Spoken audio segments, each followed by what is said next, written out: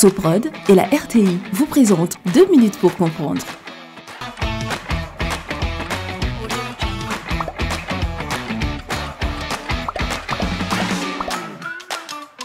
Bonjour, bienvenue dans 2 minutes pour comprendre, votre capsule quotidienne qui vous aide à comprendre comment fonctionne le monde qui nous entoure. Aujourd'hui, on va parler de la fibrillation auriculaire. La fibrillation auriculaire, aussi appelée fibrillation atriale, est le trouble du rythme cardiaque le plus fréquent. Découverte souvent de façon fortuite, les risques sont néanmoins importants. Ce trouble est favorisé par le vieillissement. Elle concerne plus de 10% des plus de 80 ans. Et par la présence d'une pathologie cardiaque, d'une hyperthyroïdie ou d'une obésité.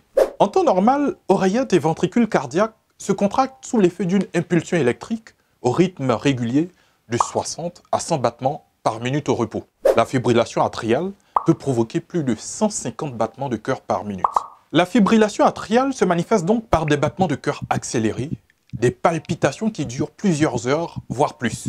D'autres symptômes peuvent être une sensation de serrement ou de pression dans la poitrine, la fatigue ou des difficultés respiratoires. Les troubles peuvent disparaître lorsque les crises aiguës se transforment en fibrillation atriale permanente. Sur la base des symptômes et d'un interrogatoire médical détaillé, le médecin peut soupçonner une fibrillation atriale. Le diagnostic est confirmé par un électrocardiogramme au repos et si besoin, un électrocardiogramme de longue durée qui procédera à l'enregistrement du rythme cardiaque sur 24 heures. Le traitement va s'attaquer de front à la formation de caillots dans les oreillettes et à la régularisation du rythme cardiaque. Je vous donne rendez-vous demain à la même heure pour un nouveau numéro de 2 minutes pour comprendre. Prod et la RTI vous ont présenté 2 minutes pour comprendre.